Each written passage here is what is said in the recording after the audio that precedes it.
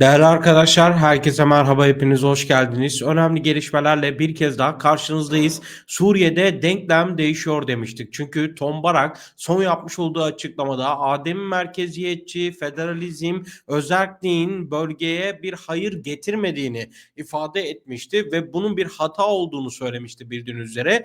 Yanıt geldi Tom Barak'a, özellikle NKS tarafından, Suriye'nin kuzeydoğu kanadından bir yanıt geldi. Diğer bir yandan SDG operasyon konuşulmaya devam ederken Hakan Fidan'dan önemli açıklamalar var. Onları aktaracağım sizlere. Hakan Fidan SDG ile alakalı Suriyeli olmayanlar derhal ayrılmalı ifadelerini kullandı. Biliyorsunuz ki yıl sonuna kadar işaret edilmişti. Bu entegrasyon meselesinin çözümüyle alakalı. Hakan Fidan Türkiye'nin son dönemdeki temaslarında SDG'nin Suriye ordusuna entegrasyonu konusunda hem Ankara'nın hem Şam'ın net beklentilere sahip olduğunu belirtti. Fidan, Türkiye'nin öncelikli talebinin SDG içinde Suriye vatandaşı olmayan unsurların ayrılması olduğunu vurguladı. Bu çerçevede bölge dışından gelen kişilerin yapıdan uzaklaştırılmasının Suriye'nin geleceği açısından daha sağlıklı bir zemin oluşturacağını ifade etti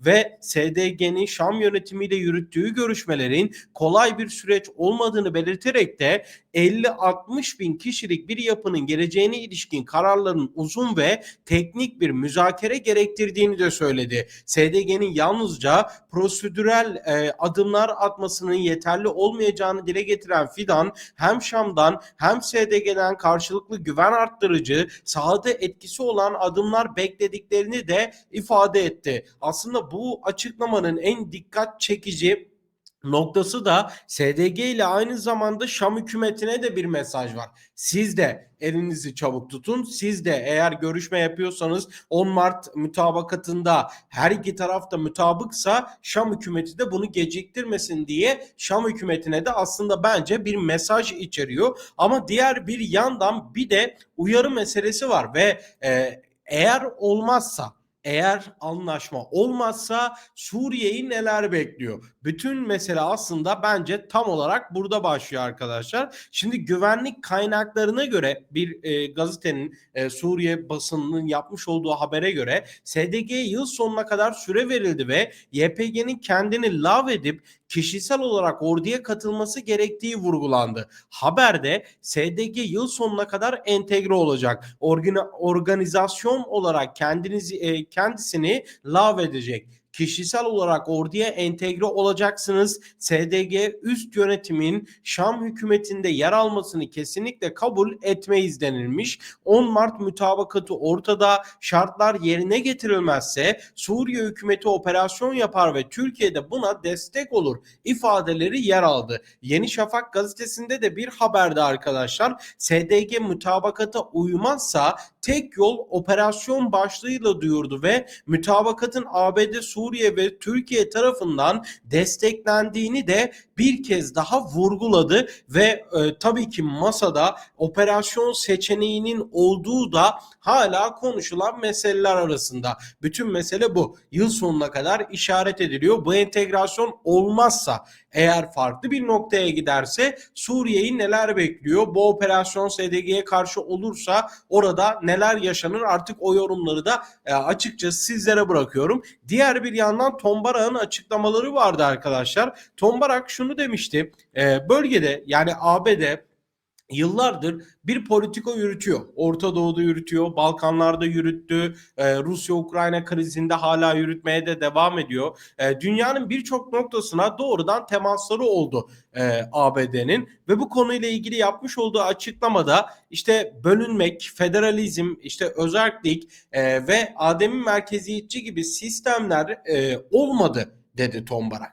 Daha sonra bu konuyla ilgili Suriye'nin kuzeydoğu kanadından kendisine bir tepki geldi ve yıkımı yaratan ademi merkeziyetçilik değildir denildi. O ülkelerde yaşanan krizleri yaratan, halkları ulusal haklarından mahrum eden, demokrasiyi reddeden katı merkeziyetçi anlayıştır. Bu anlayış bölünmelere ve çatışmalara yol açmıştır. Sykes-Picot'un yarattığı tahribatın bedelini halklar hala ödüyor dedi ve NKS sözcüsü çözümün net olduğunu belirterek demokratik ademi merkeziyetçiliğin ve halkların kendi kendini yönetme kapasitesinin güçlendirilmesi gerektiğini de vurguladı. Eski sisteme geri dönüş yoktur denildi. Suriye'de ve bölgedeki diğer ülkelerde yönetim biçimleri üzerine tartışmaların sürebileceğini ancak geçmişteki merkeziyetçi sisteme dönüşün mümkün olmadığını ifade eden Yusuf, dünyanın birçok yerinde başarılı örneklerin bulunduğunu söyledi. Sayın Barak da bilir ki en istikrarlı ve kalkınmayı sağlayan yönetimler ademi merkeziyetçilik modelleridir diye ekledi.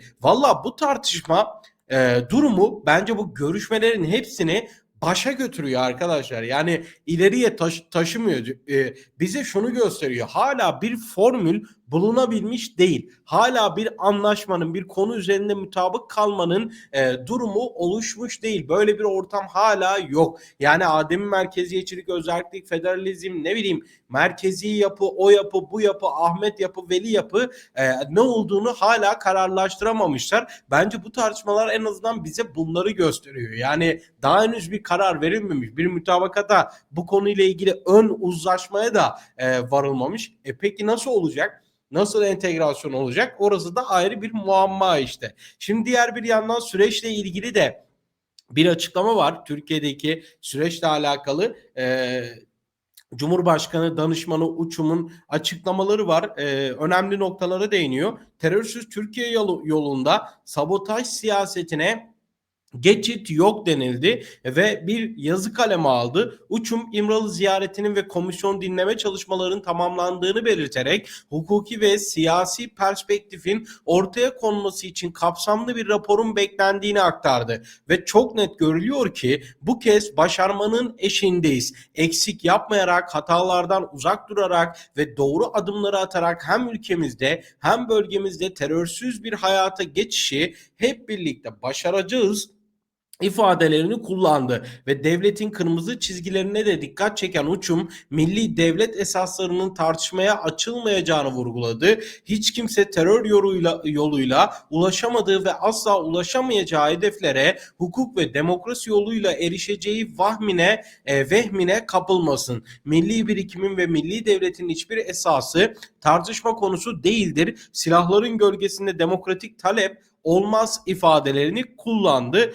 Zaten bu konuyla ilgili sürekli yapılan açıklamalarda hep şu söylendi. Evet, silahlar bırakıldığı söylendi, işte fesih olduğu söylendi ama devletin ilgili kurumları bunları önce tespit etmesi ve teyit etmesi gerekiyor. Ondan sonra da bu raporların işte sürecin ilerleme hızına göre de artık değişkenlik gösterebilir. Ama bu süreç sonlanacak gibi açıkçası duruyor. En azından böyle düşünüyoruz. Hiçbir şeyi kesin konuşmak olmaz. Çünkü Orta Doğu'dayız bildiğiniz üzere arkadaşlar. Evet, günün önemli gelişmeleri bu şekildeydi. Gelişmeler yaşandıkça aktarmaya devam ediyoruz. Bu videoları, canlı yayınlarımızı kaçırmamak için kanalımıza abone olmayı, bildirim zilini mutlaka tümü olarak işaretlemeyi ve son olarak bu videoyu beğenmeyi lütfen ihmal etmeyin. Bir sonraki videoda veya canlı yayında görüşmek dileğiyle. Hoşça kalın.